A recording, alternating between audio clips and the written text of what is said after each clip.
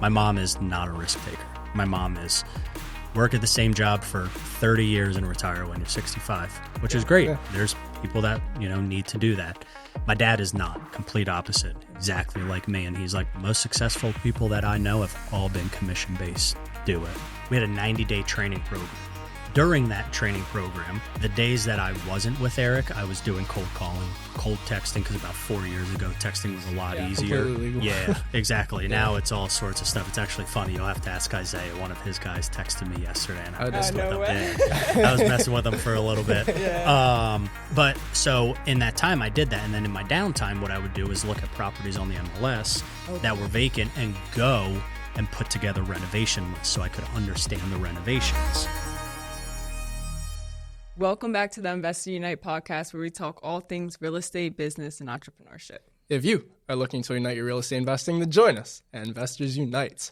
And on today's podcast, we got a very cool guest, all tatted up, drives a fantastic sports car. It's not here today, a little disappointed. That's all right. I'm sorry. No, you're okay. Sorry. He's making big waves in the real estate investment company, along with some other side hustles you got going on. Yeah, so absolutely. I'd love to dive into your journey. And without further ado, we got Nico. Thank you. Thanks, guys. I appreciate it. Yes, I appreciate it. I know we've talked about it a few times. Obviously, we have our podcast, which we'd like to have you guys on as well. So, I love that. Yeah, we'll definitely touch base. But feel free to check out Nico's podcast with Eric. The real podcast. Yeah, the real podcast. But we won't talk about that now. This is all you guys. So, but no, I appreciate you guys having me on. I think I've watched a lot of your guys' stuff, so I'm excited to be here. Absolutely, absolutely. Well, we want to dive deep into your story because I know last time I heard your story was actually at our Level Up meetup in Lancaster. And it's a crazy story, and it's a great testimony to see where you're at now. So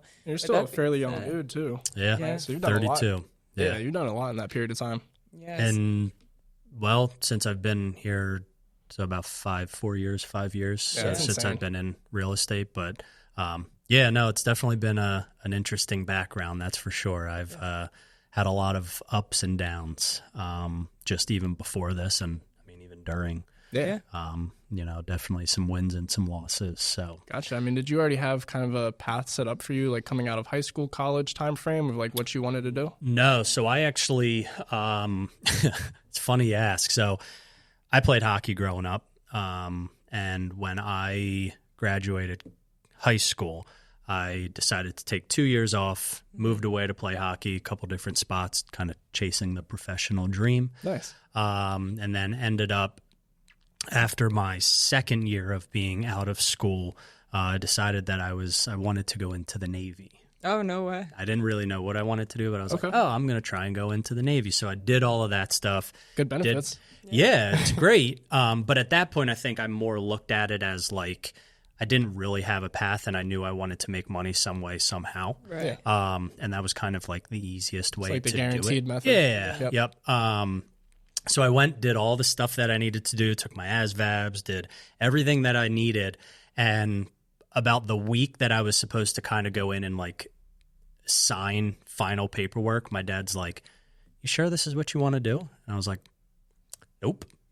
No idea. Not a clue. So I actually ended up reaching out to a couple people and friends that I knew that I played hockey with to kind of see. So then I ended up deciding to go the college route, played hockey in college. Okay. So I went to Alvernia in Reading. Yep. Okay. Super small school. Had a blast. I tell everybody, I mean, I think college is worth it to a point, but I don't love paying those college loans off. That's for sure. I always tell people, like, if you have a career path where college is necessary, then by all means follow through with it. But if you kind of don't know what you're doing, like college is always, a safe bet to have, but at the same time you are going to acquire those student loan debts over time. So just make sure it's worth it. Yeah, exactly. And I went for business and finance, and actually before I got into actual business side of things, worked for a few investment companies where most of what I did was just like sit behind a computer and analyze charts. And I mean, I know we don't know each other super, super well, but obviously the times that we've talked, like, most people know I'm not a sit behind a computer type of person. I like to talk to people. I like to build relationships and kind of do those things. Right. So I quickly left there after that and ended up taking a job as kind of like a sales manager, sales rep for a car care company down in Lancaster, where manufactured like soaps, waxes, all of that. Did really, really well, for the company. It was a startup company, and just kind of one of those things that I guess you could say butted heads with the owners. Yeah. Gotcha. And it's very hard, as I kind of have started building in my career and, my life and businesses, being a leader is like a huge, huge thing. Yeah. And when your leader, who is the one that is there to help you through things, is constantly beating you down, it doesn't matter how well you do. It makes it very hard to want to do a lot of things. Stay motivated. Yeah, exactly. Right. So after a point, I decided it was just kind of one day, I just cold turkey was like, nope, I don't want to. Went through a few things afterwards with them where they were trying to really kind of make my life living hell, and kind of into some of my story that you heard at your meetup, hit a pretty dark place in life. Yeah. To a point where one day I walked into my house, my wife was sitting there at the kitchen table getting everything ready for dinner, and I walked in, gave her a kiss, and I was like, hey, I want you to know that I love you to death. And I went into our room and locked the door, and I think she knew something like wasn't right. Yeah. And I'm not even joking. We could call her on the podcast if you want. She pretty much kicked our door in, and I was sitting in there with a gun. I was going to end up possibly taking my own life. Yeah. And like I talk about that now because like I've always dealt with like, depression, anxiety, things like that. And like now I can, like I've learned to cope with that stuff. And that's going to help so many people watching that. Absolutely. That may be in the same position, Absolutely. And I tell everybody, I mean, anybody that, always feel free to reach out. I actually, unfortunately, a couple weeks ago had my uncle who ended up committing suicide as well. Sorry about that. Yeah. So it's one of those things that like, and you just never know. And that's, it could be anybody. Exactly. Yeah. So, there's always somebody there to talk to. And after that, like my wife and I, who's been very, very supportive of me through everything, has, pretty much, we worked through all of that together. So, like I said, go ahead. Do you feel as though you got to that dark place just simply based off of your career? No, so I think I got to it to, and I call that pretty much my rock bottom, and I think I hit that rock bottom because the things that I was dealing with, like at that point, like I had no job, I had a mortgage, I didn't know what I wanted to do. I was already dealing with anxiety and the things that, you deal with during all of that. And then it's heightened because it's what I've always dealt with. Yeah, say if you dealt with depression in the past, then once you kind of get to that level and then things start to go wrong, I'm sure it really enhances that feeling for you. And then all the things that was happening with, with the old company and because and just everything kind of spiraled. And at that point, I didn't know how to cope with it really, because it was just more or less like I never talked to anybody about stuff. I never took medicine. Like now I'm on, medicines and, different things to kind of help with that. And a lot of people kind of get shocked by this conversation because I feel like I am a very personable person. Yeah. And I can really talk to anybody. Yeah. But there's a lot of stuff that like at that now, like I said, now, her and I, we've worked through like how for me to take those necessary steps 4.5 years ago, 5 years ago. So that way, like I, or anybody that I would know doesn't get to that point. So, I'm always open to help and talk to anybody. Yeah, it's amazing that you're able to open up about this now and kind of talk about it. Where I feel as though I'm actually very similar to you, just in terms of like personality-wise. Just here talking already briefly, and I'm very much the same way, like completely an open book. Yep. And I didn't tell you this, but I went on an appointment on Friday down in Elizabethtown. Mm-hmm. I ended up being there for 2 hours, and it was because the woman that I met with, she was just 26 years old, so very similar to my age. Yeah. And we were able to bond over a lot of things, and one of them was my past. Yeah. And one of them was, at the point, I had a gun to my head. Yep. It's not too long ago, to be honest, like less than a year. You didn't tell me that. That we had that conversation? Oh, you didn't tell me that you talked it over with her, though. Oh, yeah. So she was actually going to school for literature, and then she was telling me about her first novel. Novel was related to a girl who went through a dark time, ended up being queer, as she stated, and really just like her entire life and how it escalated. And I asked her, I was like, what inspired you to write this? Because I already had like an idea of like, I bet you're writing about yourself, like, just in a different way. And she opened up to me about it. So and I was like, let's sit down and talk, right? Yeah, absolutely. So I went through, kind of explained my entire situation, and she was honestly like, dude, go get therapy. Yeah, like, seriously. That was her thing at the end. To give you an idea, like, so after all of that happened, like, she was there, and obviously, you know, we got through that. And I did. And, you know, if you guys end up watching our podcast, if you watched the very first episode, Eric and I actually talk a lot about it. Actually, 2 of our episodes, I think we've talked about it. It was first because it came up because our first episode was kind of about myself. And then we also had another episode where kind of came up again. And that was a lot of it. So I always tell everybody, therapy, are you allowed to swear on here? Kind of, sort of. Okay. I always slip it out. I'll just say it's awesome. Now, I don't go to it as much or really now because I went to it enough to where I know how to kind of cope with like the stuff that I need to. Yeah, absolutely. But yeah, if that's something that, you know, you're dealing with or you've dealt with, or just maybe not even to that extent, like you're just extremely stressed, like it is so nice to be able to have a conversation with somebody that has no relevance to the situation. That's kind of how I felt when I was talking to her, and like, can have that conversation. And you know, I used to go twice a week, and you know, I probably did that for 6 months or so, to a point where I felt really, really comfortable to not really have to go much. And you know, there's times where, like, you know, you're in business and entrepreneurship, you're gonna, if you don't feel those ways, you're not doing something right. You know, you know, if it's all fun and games, then you probably don't really have a business. Right.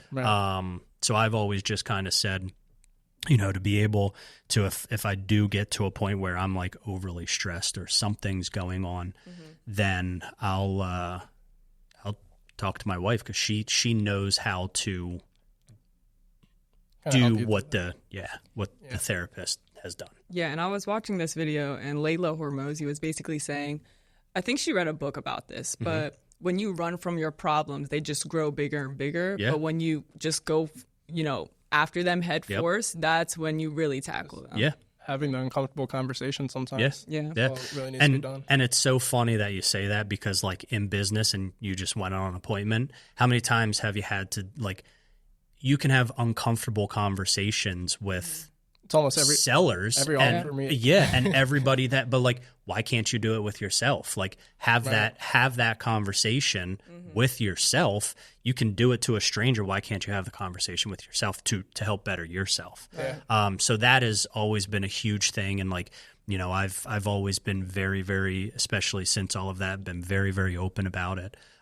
Talk to people about it. And actually, it's crazy. I don't know if I ever told you. I did tell Isaiah the amount of people that actually reached out to me after I spoke at your event and was like, hey, man, like, I've been in places like that and never really like truly understood the place that I was in until somebody kind of spoke it out loud and was like, oh my God, like, and like how much, not saying that like, you know, but like just being able to hear that like other people go through things like that.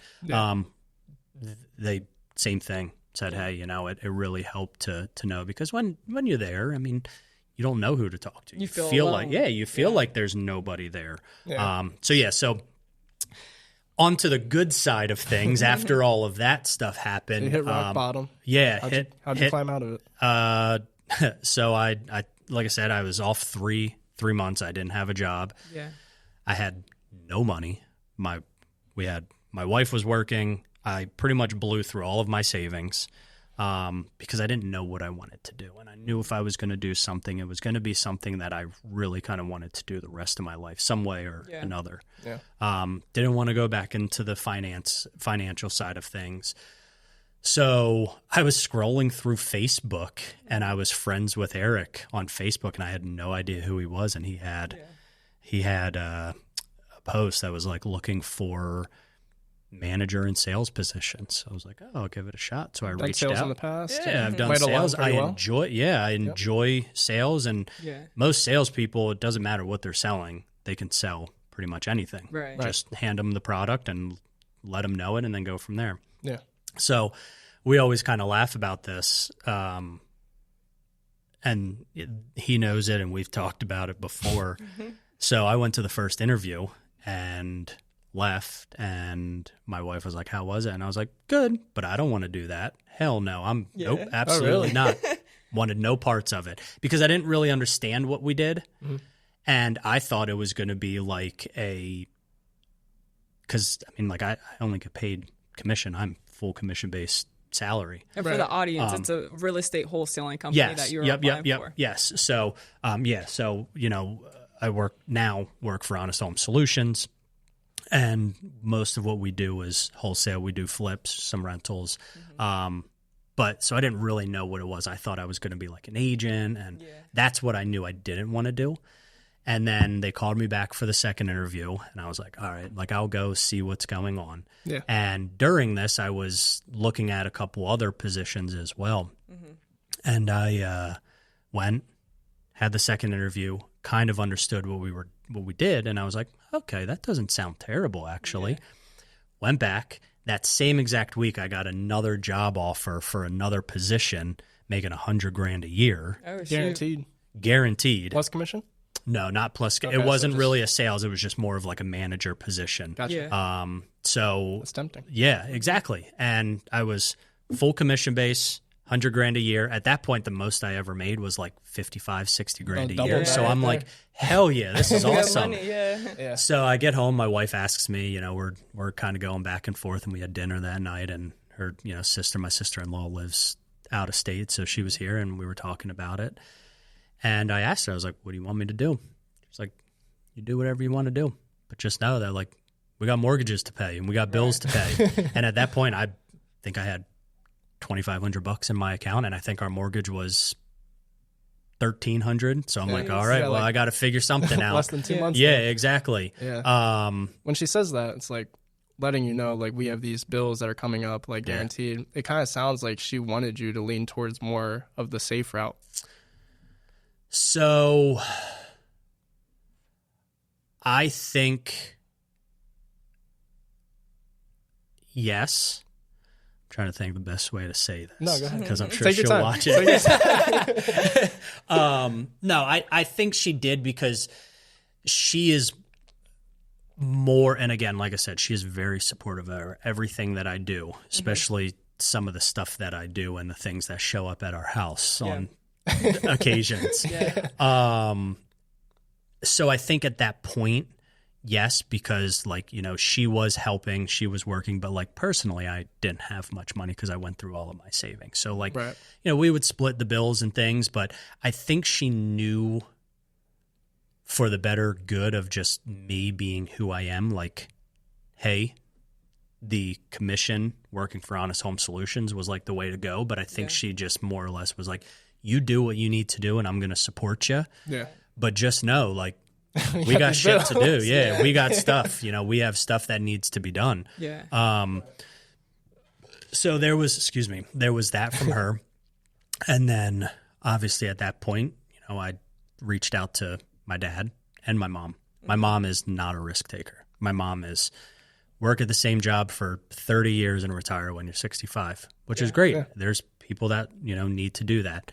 My dad is not, complete opposite, exactly like me. And he's like, the most successful people that I know have all been commission-based, do it. And I was like, well, it's kind of like, now who do you listen to? Yeah, now it's, mom's no, dad's yes, wife's kind of floating in the middle. Wife's just but supporting whatever happens. She's like, you know what? You do what you need to do. Yeah, exactly. What was the sister-in-law saying? Yeah, she didn't really have much to say. She was just, she was just kind of, good job. So I took the chance. I was like, you know what? I thought he was going to say, so I flipped the coin.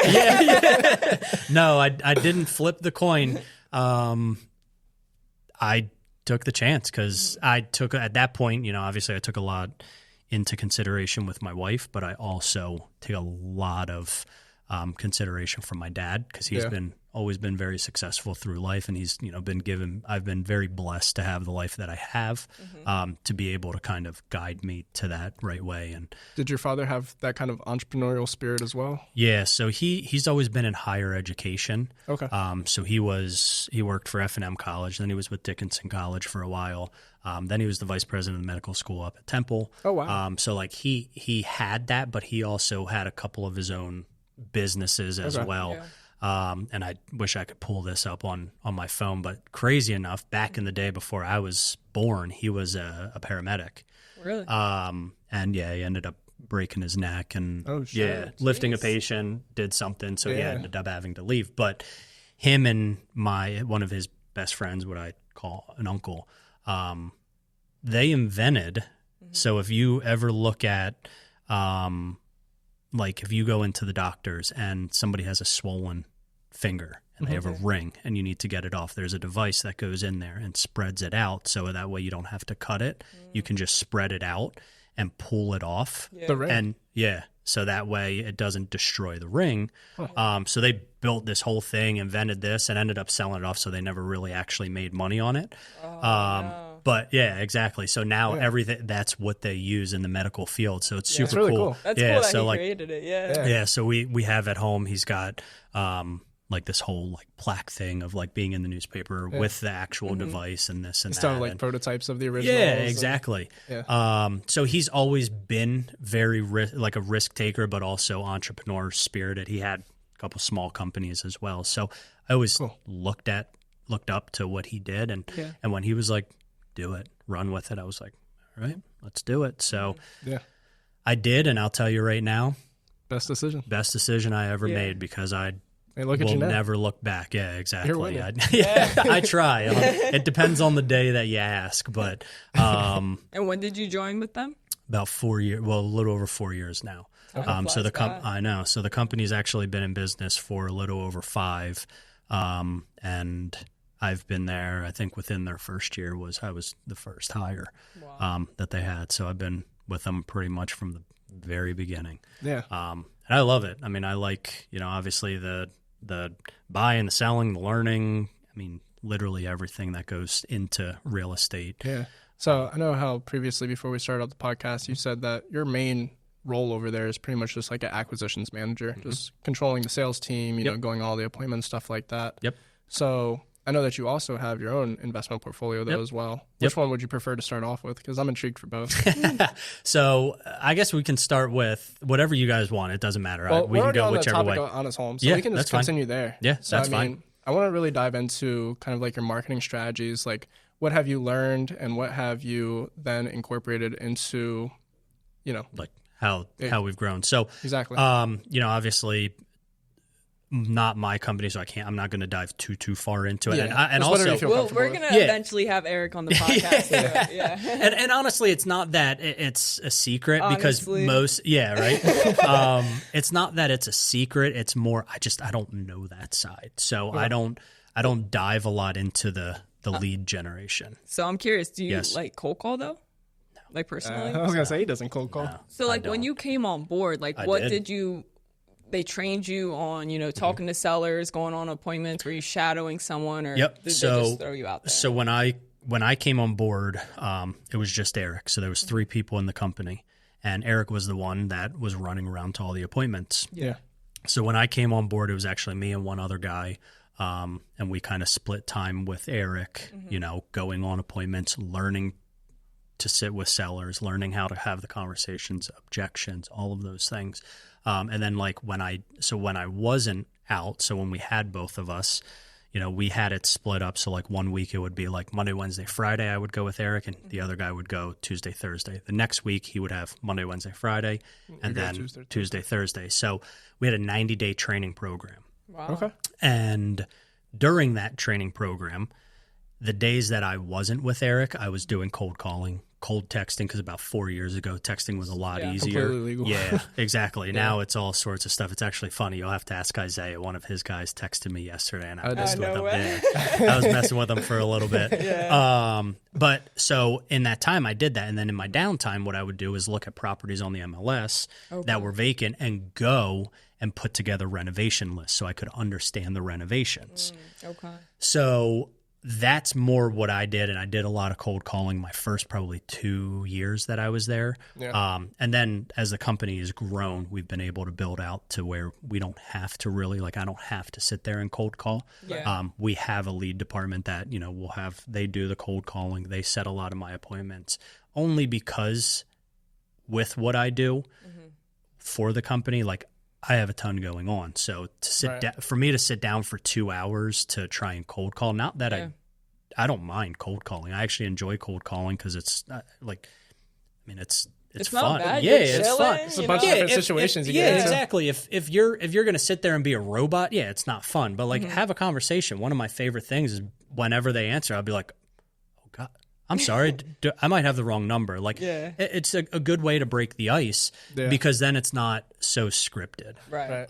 Listen, I might be a fucking retard, but seriously, like I'm so sorry. Like, and what I used to do, and this is, I mean, this was like, especially when I was going through like probates and stuff like that, I would look every house up, and if there was a husband and wife or there was a woman and man, I would deliberately on purpose call the guy and be like, oh, I am so sorry. I was looking for the wife. I might have the wrong number. I was looking, and then, that's my wife. Yeah, that's or vice versa. Whatever. That is whatever. Smart. Because then it's like, oh, it broke the ice. But like, you're not just calling, just because. It's more just like, hey, I'm so sorry. Like, and well, what do you need? This is a total shot in the dark. I apologize. I really don't want to bother you. I was just looking, I purchased, so on and so forth. And it really, really worked well. So now I don't really do a lot of the cold calling. We have that. We do a lot of mailers, PPC. We're on billboards now. We're on TV now. I think we're rolling a couple other small things out, and we're actually starting to roll out some things in some new areas as well, kind of further from here. So, if I could, I would dive into it, and it's not that I can't. I don't know a ton of it. I have a very good idea of where it all comes from. So all of that time, and then we've had a couple people in and out and of the company and the God. I was just gonna say, during your 90-day training period, when you were going on these appointments with Eric, what was some of the key things that you picked up that maybe you weren't expecting, or something that's really just helped you? People are nuts. Yeah, it's true. It's true. People are crazy. Yeah. So actually, during that 90-day period, and I forgot to mention this, and I'm not saying this just to throw it out there because, but we had a 90-day period, and in 30 days, I was out buying houses by myself. Oh, wow. So picked it up really, really quick, which was really, really nice. And the fact that he trusted me at that point to be like, okay, and I kind of ran with it. But I would say what I really picked up when I was learning, because he's great at buying houses as well. Yeah.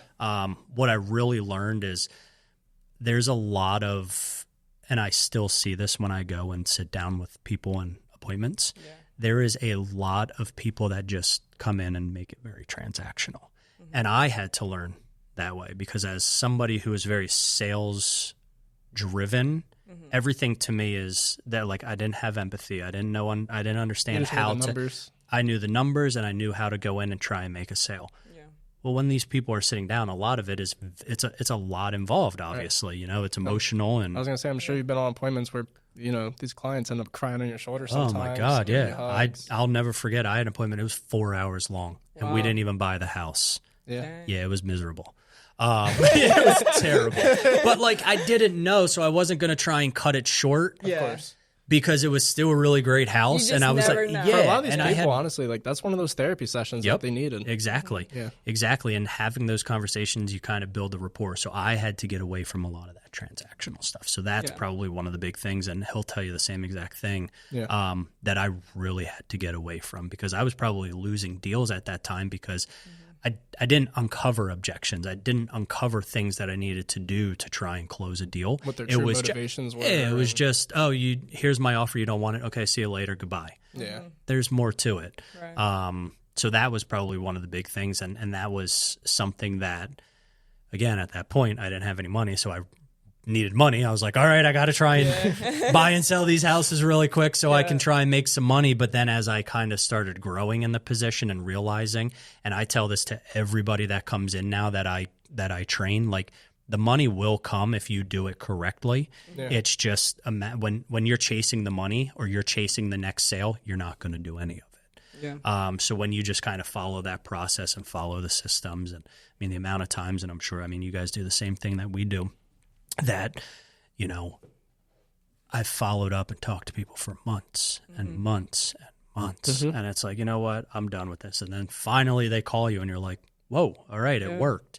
So she had this one guy named George. It's been over a year. I still call this guy, man. Yeah. And Henry? How's he doing? Henry, Henry, he's something else. They're my favorite ones, though, because they remember you. I had one guy, sometimes.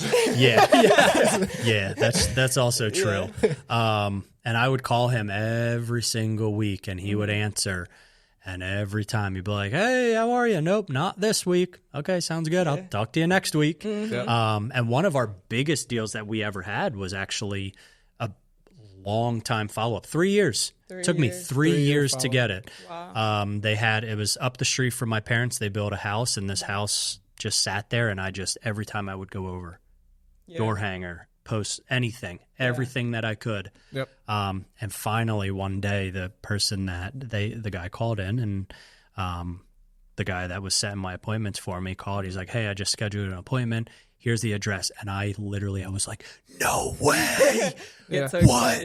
And we ended up buying it, and it was a great deal. That's amazing. But yeah, so it's persistence. So, yes. Yeah. Now I'm not the greatest at follow-up, but I'll be the first one to tell everybody. I'm horrible at it.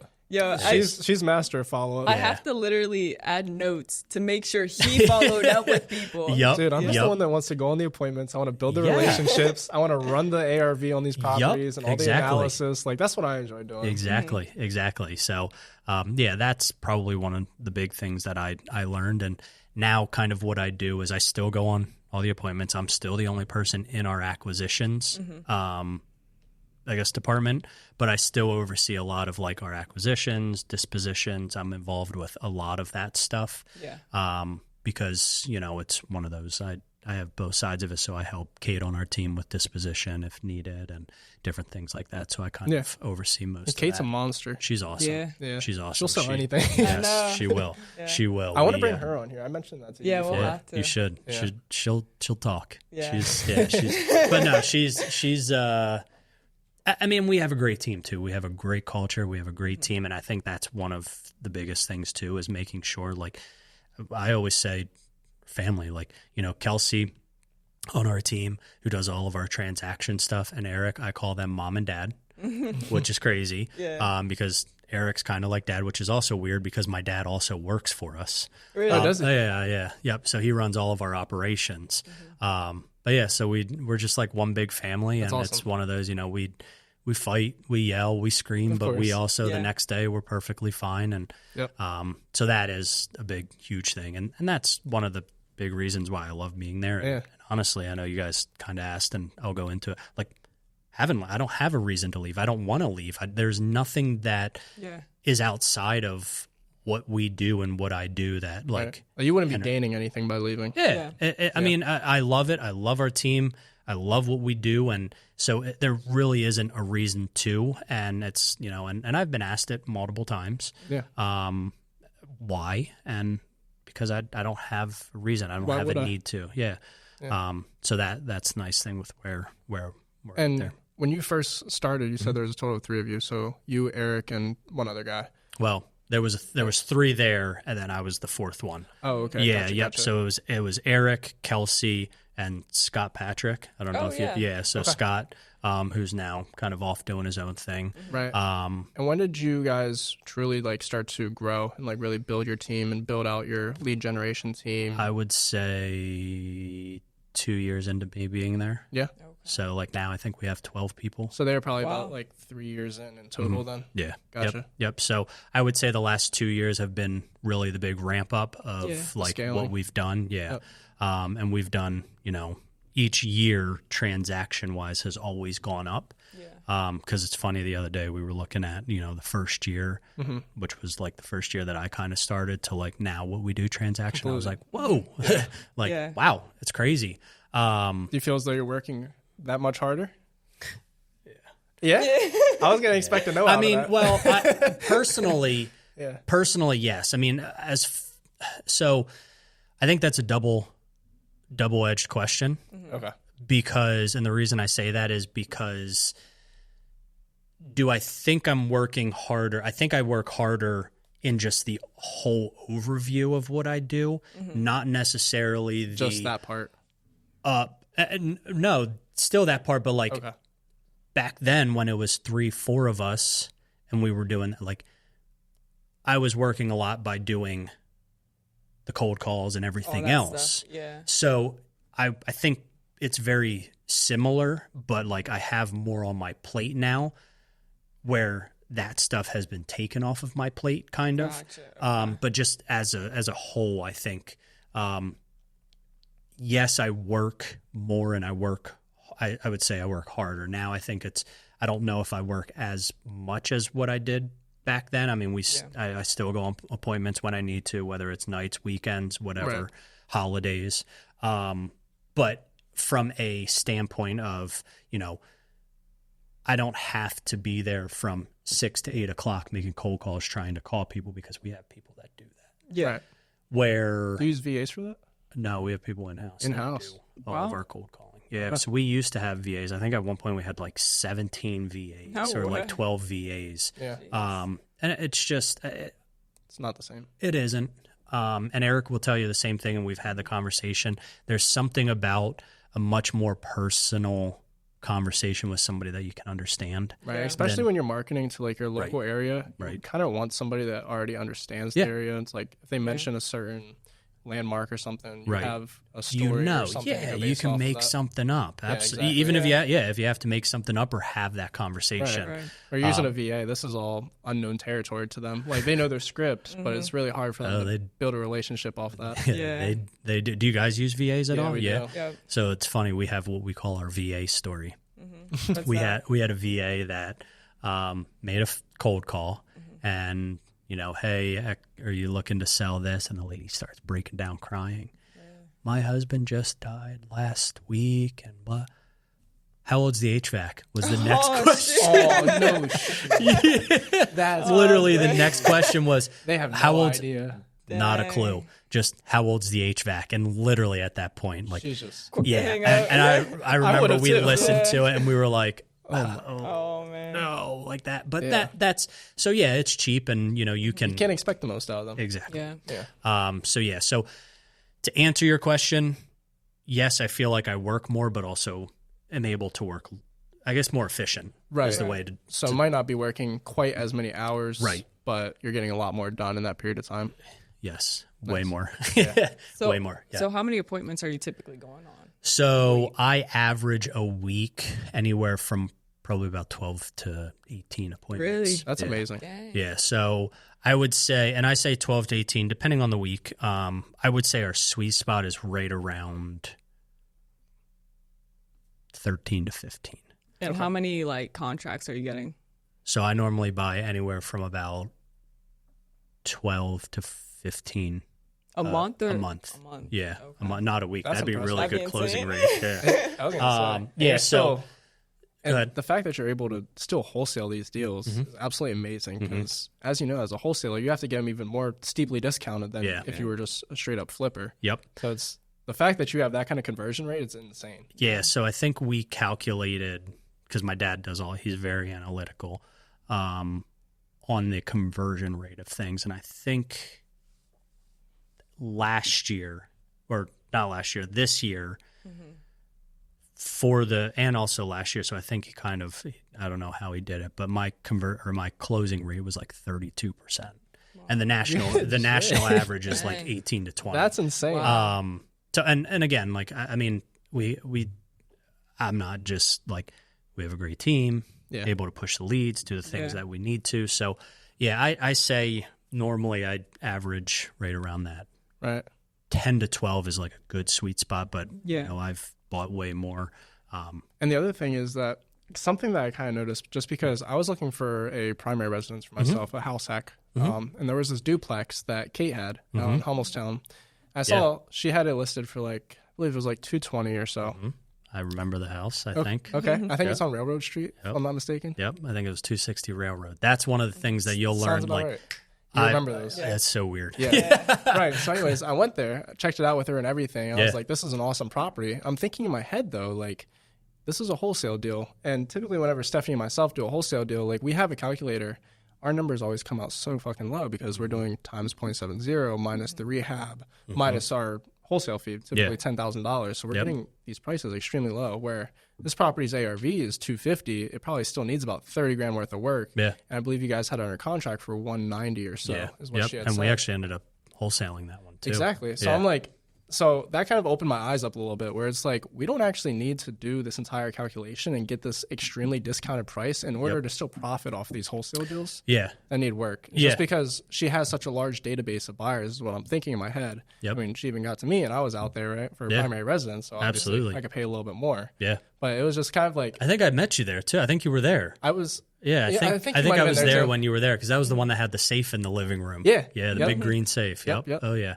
And they had like, I forget it, it's like 6 electric panels around the house or something. It was wild. Outrageous. Because the guy was an electrician. He had like 30 outlets on every wall. You're like, dude, what's he doing? Why? Never run out of electricity. Awesome house, it was very nice. I think I forget who I think we ended up selling it to 717, and they did a very light rehab. And you guys made sold it money for $209 in the end. Yep. Wow. Yeah. So I was like, I could have got that shit. I know. I think through the time that I've been doing this, I've also learned, because that's how I did it back. Like, I was very 70% minus renovation, minus, this, that, and everything else. Yeah. Now being in the industry and the business, and also being somebody that flips myself, I've done a ton of flips and always have a lot of flips going on as well. I've learned how to understand the numbers a lot more, to where, like, I can break it down from that number at the appointment to where I know exactly what we're going to make on it. And our release rate, which is pretty much non-existent. We have a very, very low release rate, and most of it is because if we have to release it, it's because of something that's out of our control. Right. And you know what they ended up doing with that property after they bought it? So they bought it for $209. Yeah. They threw it on the market 2 days later, sold it for $260. Yeah. And absolutely insane. And that was like a year or two ago, I think. Yeah, it was like a little over a year ago. The market, I think, at that point completely was different. Yes. Yep. But that's what we're now trying to get a lot more towards. I think also. I asked Kate, I was like, why didn't you novate this one? Like, you could have made that 260 number. Yeah. And I think she was like, honestly, we didn't even think about that. So normally we try, and that one might have, I can't remember specifically, because if I can try and novate something, I will. Yeah. But I think that one normally, like, if I can, it's because, like, if we're not novating it, it's probably because the seller has like a time frame or something that they need something that we need to do it quickly, or they're a problem with showing, whatever the case may be. So, but I think, I mean, I don't necessarily run the 70% rule anymore. Right. I just break it down as, like, if I was a flipper. Yeah. You do like a minimum profit for them. Are you roughly putting in like maybe $15,000 profit? Yeah, so I always drop an anchor when I'm at an appointment, and I'll try and drop little hints as we're kind of walking through the house. Where you need to be at. Yeah. Okay. Hey, I bought something on this street. Oh my God, you'll never believe how bad it was, and we bought that for $50,000. Well, now all of a sudden they're thinking, oh, I can get this for $50,000. or oh God, I better get more than $50,000. When really I want to buy it for $80,000. So when I tell them $70,000, they're like, hell yeah, this is awesome. Yeah. So I think, but I try and put a certain amount. So I'll break it down on buy, sell, holding costs, renovation costs, their profit. And that's the other thing is, You know, I've met a lot of the people that we work with, and I have an idea of what they're looking to make. And as long as they make that, they're good. Chilling. So then I can work the numbers backwards that way. So I think that's something that we have to start doing a little bit better, to be honest. Or just call Kate, because she will sell the hell out of it. Yeah, exactly. Yep. Do you guys need that 50-50 split? Can we do 70-30? I don't make the decision. I don't make the decision, but I'm sure. I mean, I'm sure there's negotiability. You talk to them, or talk to her and talk to Eric, and I'm sure there's something there. It's because like we're getting a pretty good influx of leads, especially now. We've picked up a little bit more than in the past couple months, but we're still like running at that 70% rule, and so on and so forth. Where it's like, I know that somebody would be willing to buy this property for $20,000 more than we're offering based off of our calculations. So it's like, why not just lock it up? Yeah, exactly. And sometimes I'll say too, like there's now if like, and I always like, if there's a gut feeling, like go for it. There's been so many times where I'm like, no, I'm not doing it. And then somebody else will lock it up and they make $20,000 off it. I'm like, shit. It's the worst. I'm like, shit, I should have just said yes. Or you see it on the market the week later or whatever. Yep. And I'm like, I should have just done it. Dude, so many times. Yeah. And so now I've, because I hate having those conversations if you have to have them. And again, like I said, our release rate is very, very low. And that's because now I try and have that conversation of just like, hey, look, this number doesn't make sense for us to be able to do what we need to do, whether it's wholesale or flip. Yeah. But we can do this. This is the full breakdown of what we're doing. And if you're okay with it, let's give it a try. But, and that's helped a lot too, is just really having the conversation with the seller. Now, in regards to your sales skills, like, are you reading books about sales? Are you going to masterminds? Like, how are you developing that? No, so are you born with it? I feel like it's just more experience. Yeah, I think it's experience at this point. Like, I did the John Martinez stuff, and I've watched all of those, things and those courses. I've been down to John Martinez. And I think there's a certain point where they're great to have, but I think a lot of it is just experience too, and just being able to talk and have the conversation, and learning. Like 4 years ago, I wasn't buying houses the way that I buy houses now. So I think the experience has definitely helped a lot. Now, speaking of buying houses, I feel like it's time to get into the acquisitions of, you buying rental properties and starting that journey. So when did you buy your first rental property? So I bought my first rental, I think I was 2 years into being with Honest Home Solutions. Okay. So that would have been about 2 years ago now.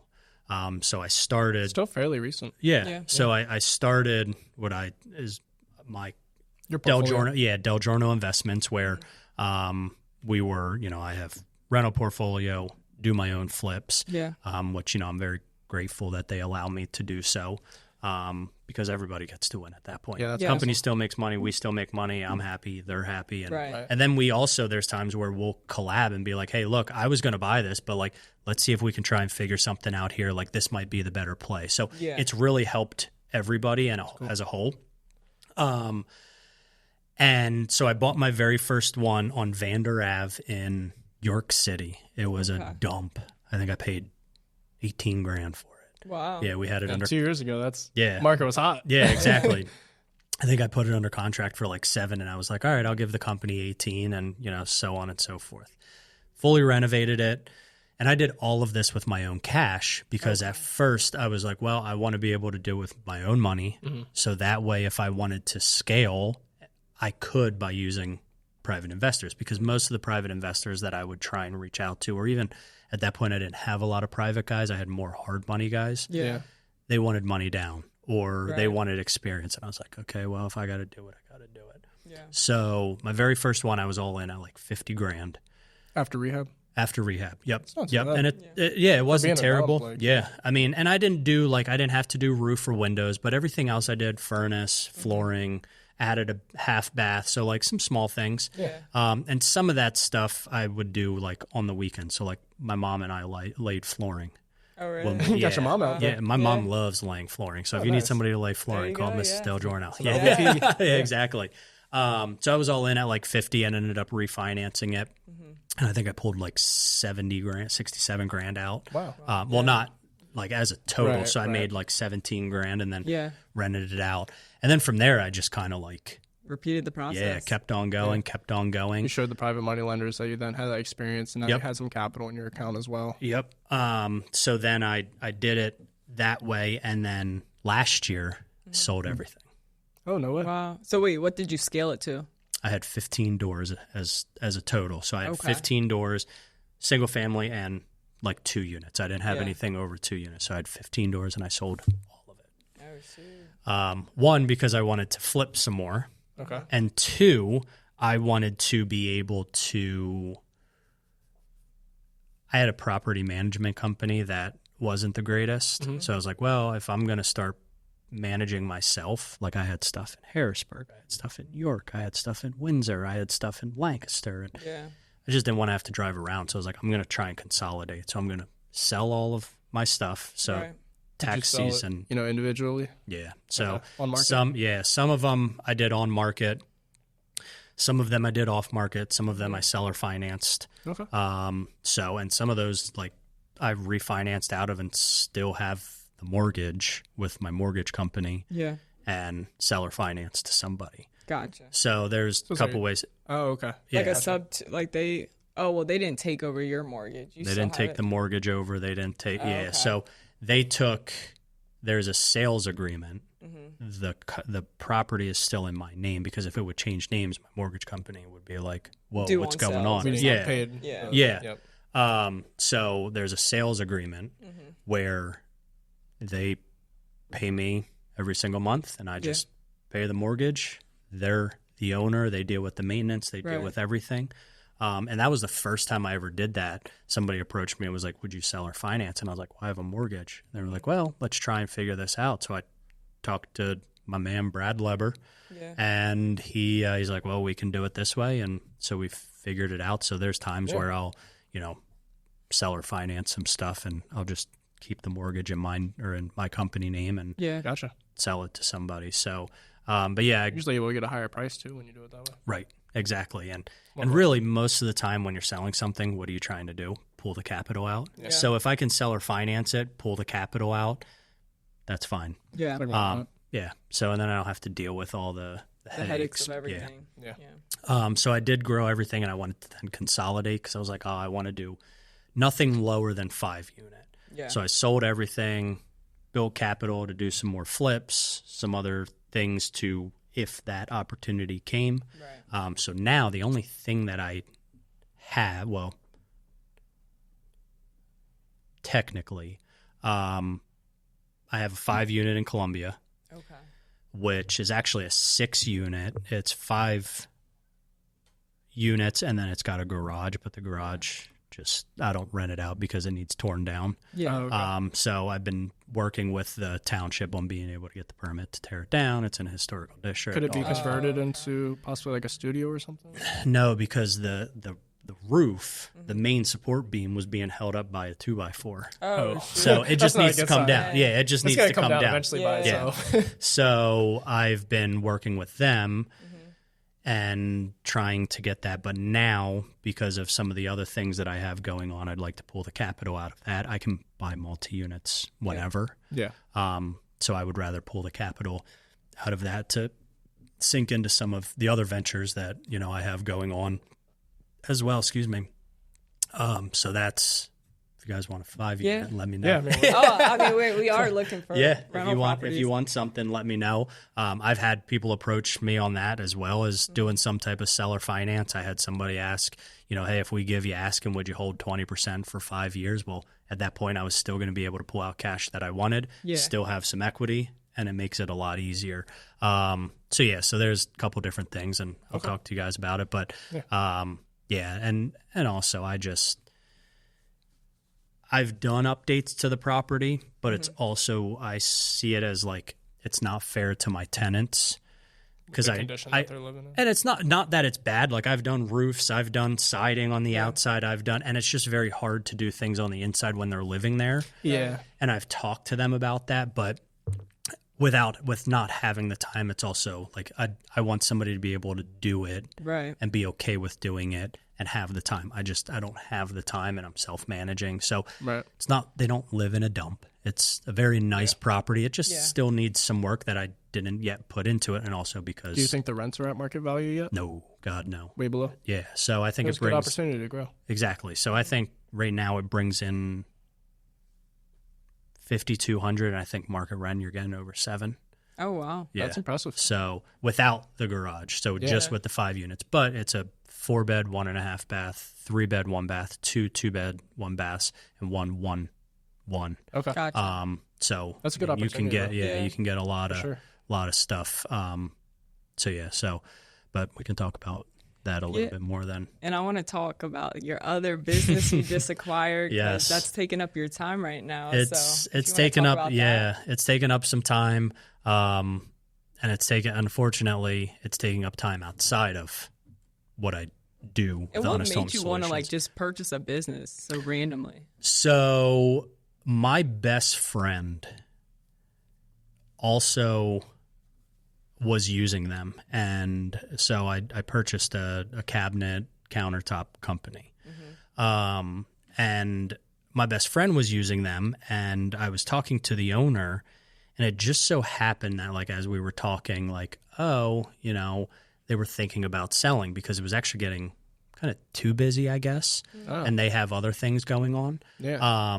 So it's like a mom and pop kind of. Yeah, absolutely. It was just two guys, and they were running around, and they had other stuff kind of where I'm at. So, I'm trying to work on some hiring stuff outside, and, like now I'll go home, and I think tonight I have 3 interviews from 7 o'clock to 9 o'clock. Oh, wow. So I'm doing everything all after or before. Like the other day, I was up at 5 o'clock running to Chambersburg to get, things measured. And so until I can get the structure, because they were owner employees, essentially. They were doing all this stuff. It's very hard to sell a business when you're that involved. Yep, right. Exactly. Yeah. And I'm very fortunate that they're helping with a lot of it through the transition, so that does make it nice. And just give it a shout out. What's the name of this company? Cabinet Creations. So if you need cabinets, Cabinet Creations. We'll make sure to leave the link down. Yeah. In the description. So we do cabinets. We have 2 lines that we carry. We can do installs. We do all the measuring, designing. We'll give you 2D, 3D spreadsheet of it. And we have, wholesale pricing, obviously, for all investors. So that's very cool. And then we can also do the countertops that, we don't do them in-house, but we do work with a company that we have a really good relationship with. Okay. Awesome. And so we can do everything. Go ahead. And how do they determine the value of this company? So they did a multiple of... There was a multiple of revenue. Well, not multiple of net over the last year. Now, some of that was... I think I got a very good deal on it for what I could hopefully potentially make it at some point. Yeah. If I put the right infrastructure in and build it out the way that I kind of planned to do it. Yeah. Because once I can have the right people in place, it'll build itself. Right. The problem is I'm doing everything, and I'm doing it all after hours, because being with I have to focus on Honest Home Solution. Well, I have to. First thing is always first is Honest Home Solution. So I have to do everything that I do there. Right. And then outside of that, after hours, I'll run and go check on one of my flips and make sure things are moving. And then after that, I'll go and do the other things. So it's just becoming a lot, especially with a 1-year-old daughter and a wife who, I don't want to throw all of that on her. But of course. So yes, we did it based off of a multiplier, but that multiplier, they also took owner draws, which I don't plan on doing because I want to just leave that in the company. Just so scale that. Yep. So based off of the multiplier of net last year, I think we'll be able to scale a little bit more because I'm not going to be taking any type of draws. Yeah. Now I am trying to bring on some employees and different things, but hopefully that'll systematize it a little bit better. That'll hopefully grow it at that point. So, and super cool. You get to use these cabinets for all your flips. Exactly. It's all discounted. Exactly. Yep. So, and the nice thing with it is where they used to be located, I wanted to bring it down closer to me in Lancaster. Yeah. So I'm actually in the process. We hit a little bit of a hiccup On closing, the guy had like a major IRS lien against the property. Oh, wow. Those are the worst. We dealt with one. Yeah. And normally from talking, I talked to Brad. Actually, when we were closing the business, I asked him about it. And he said 99.9% of the time they'll release the property. It's the IRS. It takes them forever to get back. Yeah. So we're waiting on that. But so I actually bought a warehouse under Delgiorno Investments. Okay. Well, buying a warehouse under Delgiorno Investments that has a house on the front of it. Okay. So Delgiorno Investments is going to rent the house out. Okay. Cabinet Creations is going to rent the warehouse from Delgiorno Investments, and then after a year of me owning the property, I'm going to sell it to Cabinet Creations, so it's got an asset. So now it's got an actual property with it. And you can write that off with like taxes. Exactly. So I'll be able to write off the lease tax-wise, what I think. And you're closer to home now too. Exactly. Yeah.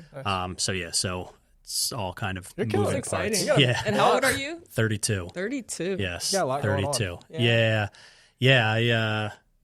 But it's just more trying to figure out how I can get to a point like I said, 32. I'm hoping by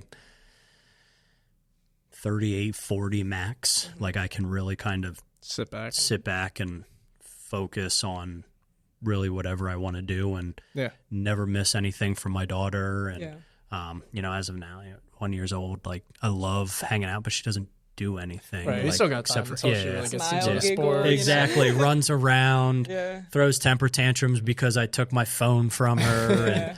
And, so that's kind of the goal. And, it's one of those. And one of my other big goals is, I've wanted my wife to kind of stop working. Yeah. We've talked about it, but she works from home. So one of the main reasons why I decided to actually purchase the business or purchase the cabinet company is because, one, it takes up time, but it doesn't take a ton of time for me right now. Yeah. But I want her to be able to run with that at a point. So hopefully within 6 months, she'll be able to, because she works from home. So we kind of talked. It's like, well, why stop working? You're at home anyway. You still get paid. Yeah. So if I can build that infrastructure where then she can kind of manage, because she's great at organization and all of the other things, she can do all of that stuff. That's awesome to have. So then I don't really have to deal with it, and I can continue doing what I'm doing and helping us grow with Honest Home Solutions. And as that grows, then, we grow as a company. You buy more cars, No, if I buy another one, I think my wife will kill me. I have way too many. What all do you have? So I have truck. What kind? No, I have a GMC. So I have a new GMC 1500 AT4. That's lifted, tires, all that fun stuff. Nice. I have Audi SQ7. So that's a SUV. Yeah, that's the...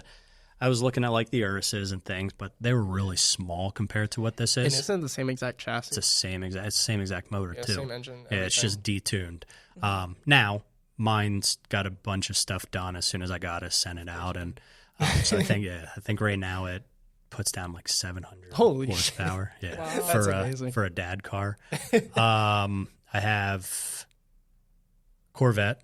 I bought a C6 Z06. Oh, the 505 horsepower. Yep. LS7. Yep. So I have one of those. What color? It's black, and I wrapped it satin black now. Okay. So I bet that's good. I've always wanted the yellow one. Yeah. I think they're so cool. I've always liked them, and I wanted something like, they hold their value actually really well. And they're still around like that 40K mark. Yeah, they're starting to go up. So I looked for a while, and it's a 07. It's got 21,000 miles on it. Yeah. 2 owners. I had it shipped in from California. Oh wow! And that one she didn't know about. That was kind of the surprise. Yeah, that was the. Like, I didn't even know I did this. Yeah, so she'll always tell the story. She's like, yeah, no, I didn't say anything. I thought I could kind of squeeze it by.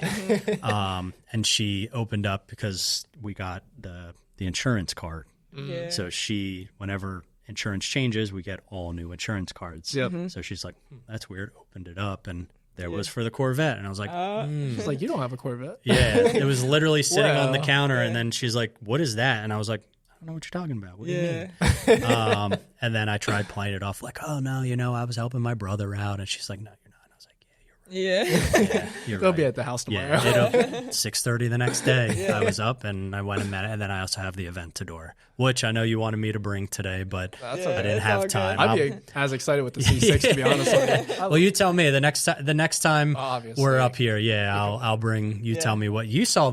I did. You saw the Lamborghini. I saw the Lamborghini when you brought it to the appointment. That was my old one. Oh, you got a new one. I've had 4. The doors go was up that the? That was the Huracan. That was the Huracan. Yeah. So I had 2 guys. Is it an SVJ? The Aventador? No, I'm not that cool. Okay. But I have been looking at them. Next month. No, so it's the 50th anniversary Roadster. So it's black. Top comes off, but all the doors. Yeah, it is nice. It's super cool. I loved my Huracan. Let me know when you got some free Would you let us drive it or no? Yeah, absolutely. Really? Yeah. I'm fucking joking. No, I don't care. Oh my god. Yeah, I stopped at a buddy of mine's the one day I had it out, and he's a general manager at a car dealership, and I let him take it. Like, it's just a car. You have no clue. I love cars. I'll bring it up. Fast. Yeah, that's fine. If you want fast, you want the Corvette. Yeah. Is it manual? Yeah, that's manual. Okay. The Lamborghini is what they call E-gear. It's the same thing that's in like F1 cars. So actual paddles. Yeah, it's all electronic, but there's an electronic clutch that tells itself open, closed. Yeah. I don't want to fry your clutch by any means on the Z06. Oh, I don't care about that. That's cheap. I got an Aventador that's got a clutch. So if that thing's, I'd rather fry the Z06 one than the other one. But honestly, I mean, it's fast, but it's not like the Z06 is really fast. Yeah. You think that throws you back harder than the? Yeah. So the Lamborghini is 700 horsepower. So it's 700 all-wheel drive. The Corvette, that's got heads, cams, all of that. That's that's like 750 to the wheels. And that's just rear wheel. Yeah. So it gets squirrely. Oh, that'd be so fun. I'd rather just have you take it for a ride. Come down. I don't care. Come down. I mean, I don't know where you live. Come down to the house. We're in Harrisburg. Yeah, so you're not too far. Come down whenever you want. All right. Maybe you guys swing by the warehouse and check all that stuff out. Cool, yeah, I'd love to see what cabinets you got going on. Yeah, absolutely. And I think we're looking at possibly doing like a small retail space as well. So kind of help go in the retail side as well, because most of what we do is wholesale. But retail, you can really make some good money in. Okay, that's awesome. Another thing I wanted to ask is, how comes Honest Home do they have any rental properties, or is it strictly just wholesale? So Eric has rental properties. Is that separate though from Honest Home? Yes. Yep. So Honest Home Solutions as a whole, so we mostly focus on the wholesale Novations. And flip and novations. Yeah. So we love small flips like paint, flooring, minimal things, and now cabinets. We can do cabinets on anything we want. If you get them for cheap, it's a game changer. Yeah, it's like and that's where $25,000 of value just for some. Yeah, exactly. Yeah, for super cheap. I mean, I say super cheap to us. It's probably super cheap, but to like a normal average American, I mean, they're probably like not many people have the money to just drop on a kitchen. Right. But yeah, so most of what we do is we try and do that. Wholesale's our number one thing. Then start dishing us some deals, man. I know. We need some flips. Talk to Kate. Yeah. Talk to Kate. Yeah, we have a couple. The problem is when we do get them, they're cool. out the door. Yeah.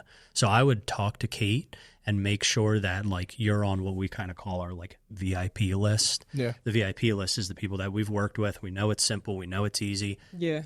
Send it out, and then we'll send it out to everybody else if one of those don't normally take it. Gotcha. But yeah, no, definitely talk to Kate because she's awesome. But yeah, most of what we do, so he's got rentals, and I think he's kind of tried structuring it that way to where, yes, building the app, but like personally, so like we're very big on allowing, or he's very big, on allowing employees to be able to purchase properties. So is there like a minimum fee that Honest Home has to make on that? Yes and no. So I've done it. So when I first started buying, there was kind of like a minimum fee. Now when I try and buy, I make an offer as though I'm just another buyer that Kate sent it out on. Yeah. Sometimes she doesn't choose you. Yeah, exactly. There's been multiple times where she doesn't choose me. And there's also been multiple times where, you know, it's me. Because her job is just to bring as much money into the company as possible. Absolutely. Yeah. And there's times where it's me and somebody else, and I'll say, well, you know, it's better for the company to work with somebody else instead of us build that buying. Rapport with another buyer. So, you know, I'll back away and let them purchase. So, but yeah, I mean, we just try and make it as simple as possible. And what are like your goals right now, like for the next couple of years? So, business wise, professional, I would say really dive in with Eric to grow. Like I said in the beginning, I think, you know, we're starting to look at some other areas outside of our normal local market. Okay. So diving into that to be able to grow more. Yeah.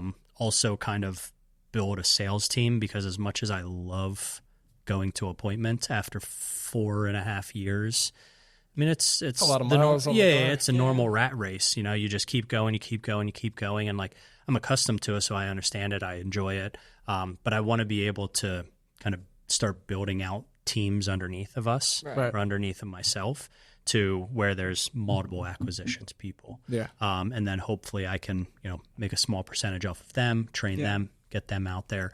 So we're really kind of diving into that as well.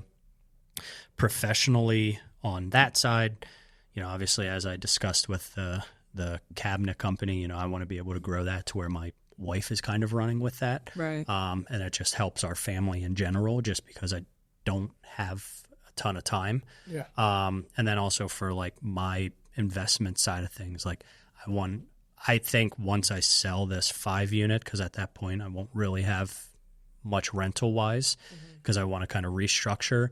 I want to go for like a big boy, like 50 units. Yeah. Yourself or syndication? Or? I would like to do it myself. Yeah. Depending on the price. But if I can do a syndication, I'd like to be the majority owner. Yeah. I want to be majority because, you know, like him and I have bought properties together, and, you know, we've done things like that. So like, I don't mind. I'd rather have a piece of something than all of nothing. But it's nice having that final say though. Yeah, like, absolutely. You can make that decision at the end of the day. So that's probably where I want to be for that, is to be able to, you know, within the next, I would say, year. Yeah. I want to have 50 to 100 doors, but like only 2 properties. Yeah. That's my goal. We'll try to find something. There. Yeah. I think we've talked about it. If you do, I know Isaiah sent some stuff over.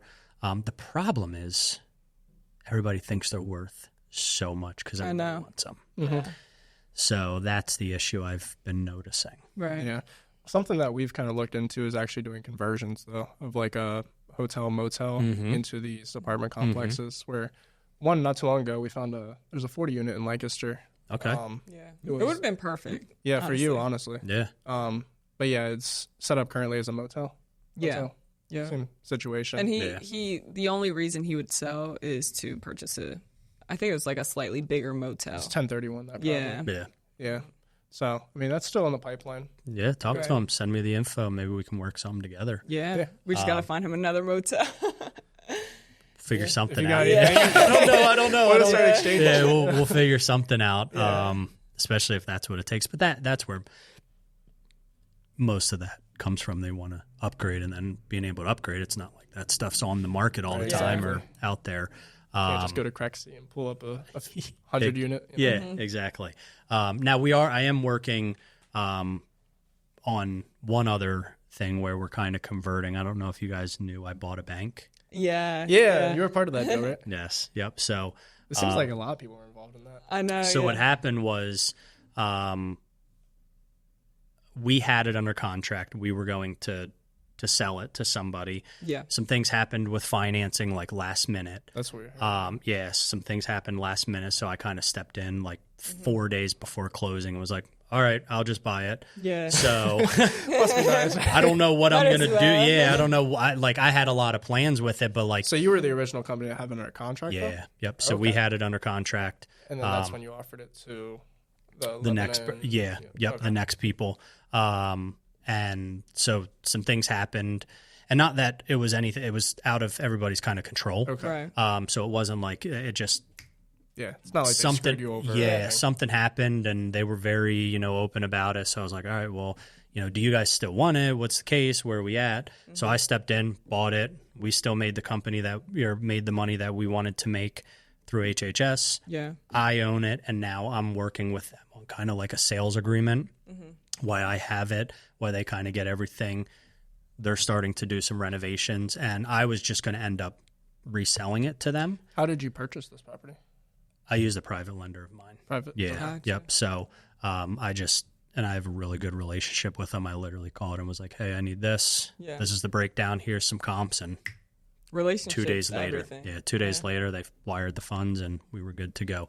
Yeah. Now, that one was a little different. Normally when I use private lender, I try not to put money down if I don't have to, but because that was so like last minute, I wasn't getting renovation costs. It seems a little bit risky too, just because the bank. Yeah, you it's know? like, what are you going to do with that? Well, so the nice thing with the bank is it's the bank building and then it wraps around. Yeah, it's that L shape. Yeah, so it wraps around. So there's another commercial space, 2 apartments. Yeah. Gotcha. So now the people that the guys that I'm working with who wanted to purchase, and we're working through all of that.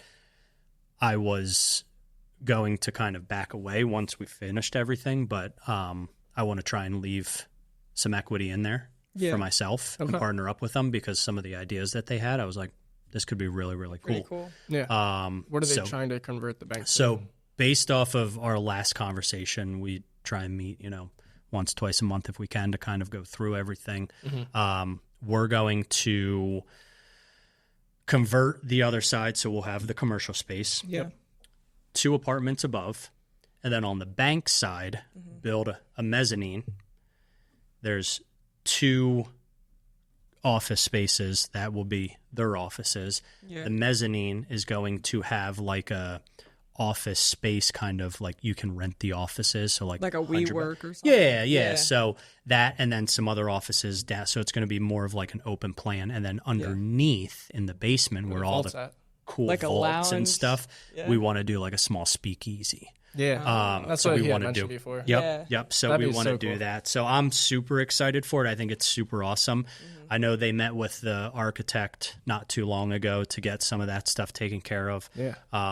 Because originally what my plan was, if they weren't going to end up buying it, I was just going to buy it and throw it back on the market and see what the heck happens. Yeah. Figure it out. Yeah, exactly. Throw it on. Worst case, I refinance it and just hold on to it. Yeah, just hold on to it and let it appreciate. And then I do have a couple other things that I want to do, like for my daughter right now. She has her own LLC. It's called NNA Investments. Her name's Aviana Nico. She has 3 properties in there right now. So I've taken stuff and put them into her portfolio. Yep. So she's one, and she's a landlord. Yeah, there you go. That's a good. But that way, when she's are you paying her $12,000 a year too? No. Well, yes and no, I guess. Like not directly, but through directly. But we're trying to. That's the next thing with kind of tax strategy, is figuring that out. So she can. Do you have a good CPA? Like someone you. Yeah. So I just recently started with somebody that does bookkeeping, and they work with a CPA and tax attorney. Okay.